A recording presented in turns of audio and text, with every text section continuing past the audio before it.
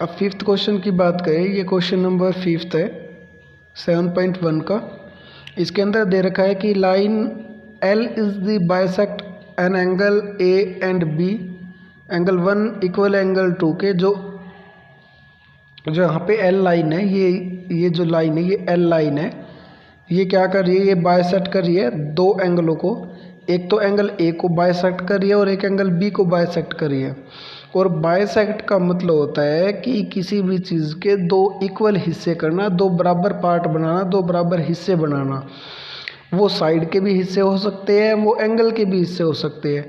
तो यहाँ पे जो एल लाइन है वो एंगल ए और एंगल बी को दो इक्वल पार्ट में बांट रही है। एंगलों की बात कर रहा हूँ मैं, यहाँ पे साइड की बात नहीं कर रहा हूँ। उसके बाद तो यहाँ से क्या चीज़ निकली हमारी, एंगल ए को बाइसेक्ट कर रही है, तो यहाँ से निकला कि एंगल 3 है वो एंगल 4 के इक्वल आ गया, क्योंकि बाइसेक्ट किया। तो एंगल ए जितना भी है हमारा वो 40 है, 80 है, 100 है। तो इसका मतलब ये हुआ कि इसका ये वाला पार्ट और ये वाला पार्ट दोनों इक्वल हो चुके हैं। उसके बाद उसने गिवन कर रखा है कि यहाँ पे जो एंगल 1 और एंगल 2 है वो दोनों इक्वल है। कैसे? क्योंकि दोनों 90 के हैं।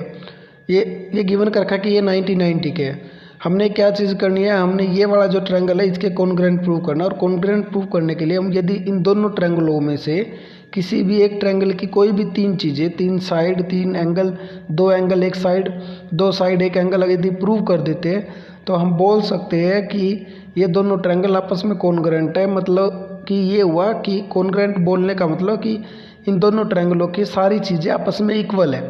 और वही चीज़ हम लेके चलेंगे। यहाँ से जो triangle A P B congruent है ट्रायंगल ए क्यू बी, ये हमने प्रूव करना है। तो मैं प्रूव करने के लिए प्रूफ में मैं ये हटा के उसकी जगह एंड लगा दिया।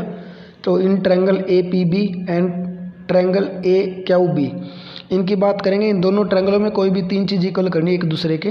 तो एंगल 1 जो कि हमारा इस ट्रायंगल में आ रहा है और एंगल 2 जो कि हमारा इस ट्रायंगल में आ रहा है, दोनों 90 के इस 90 डिग्री। एक चीज़ हो गई हमारी, दो चीज़ पेंडिंग रहेगी क्योंकि एक चीज़ हम इक्वल कर चुके हैं। एंगल 3 एंगल 4 के इक्वल, ये मैं नहीं बोल रही है, उसने खुद बोला था कि जो एल लाइन है वो एंगल ए और बी को बाइसेक्ट करिए। तो यहाँ से एंगल 3 इक्वल हो गया एंगल 4 के। Line L line bisect angle A, या एंगल एक वो काट रही है, दो बराबर हिस्सों में बांट रही है। उसके बाद अगर आप देखोगे, वैसे तो यहाँ से भी निकल जाए, इसको भी दो हिस्सों में बांट रही है, बट आप देखो कि अगर मैं ये वाली साइड, अगर इसको एल लाइन को हटा दूँ यहाँ से, ये जहाँ तक मेरा ट्रायंगल बन रहा है, तो इनमें से कोई सा ट्रायंगल नहीं बनेगा। ना तो ये वाला ट्रायंगल बनेगा जो हमारा अपर पार्ट में ट्रायंगल है, और ना ये वाला ट्रायंगल बनेगा। इसलिए ये जो साइड है ये कॉमन साइड है, दोनों ट्रायंगलों में काउंट हो रही है। दोनों ट्रायंगल जब आप बनाओगे, चाहे ऊपर वाला बना लो, तो ये इस साइड की हमें रिक्वायरमेंट पड़ेगी, और नीचे वाला जब ट्रायंगल बनाएंगे उसके लिए भी हमें इसी साइड की रिक्वायरमेंट होगी। तो ये साइड दोनों की कॉमन साइड है, तो ए बी इक्वल है ए बी, कॉमन साइड आ गया यहाँ से। तो हो गया प्रूव कि ये वाला ट्रायंगल इसके कॉन्ग्रुएंट है। So triangle A P B equal congruent है ट्रायंगल ए क्यू बी के बाय एंगल साइड, क्योंकि एंगल साइड से हो गए, या साइड एंगल साइड भी बन सकता है इसके अंदर, कोई दिक्कत नहीं है उसमें भी, क्योंकि जो साइड है वो एंगलों के बीच में, बट थोड़ा सा मेजर गैप है उसका, ये भी थोड़ा नोटिस रखना हमने। उसके बाद वो पूछ रहा है क्या बी पी क्यू के इक्वल है? बिल्कुल है भाई, बी पी, क्योंकि हम कॉन्ग्रुएंट प्रूव कर चुके हैं। कॉन्ग्रुएंट का मतलब है कि इस ट्रायंगल के सारे पार्ट है इसके इक्वल हो गए हैं।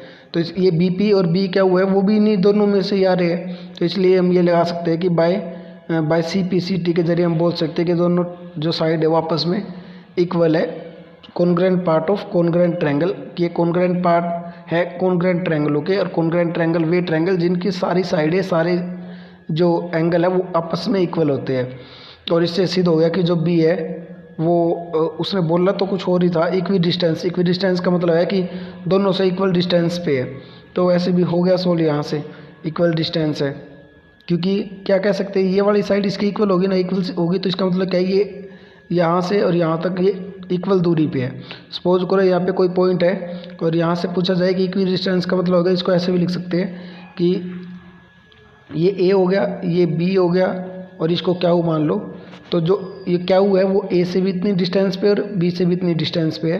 तो इसका मतलब ये इनका इक्वी डिस्टेंस हो गया। इक्वी डिस्टेंस का मतलब एक समदूरस्थ का मतलब होता है समान दूरी पर, दोनों से समान दूरी पे है। दोनों को अगर क्यू पे पहुंचना है तो सेम डिस्टेंस कवर करनी पड़ेगी। ये होता है इक्वी डिस्टेंस का मतलब, जो आप 10th क्लास में काफ़ी क्वेश्चन करोगे इसके ऊपर। इस प्रकार से क्वेश्चन को सोल्व करना था। जय हिंद, जय भारत।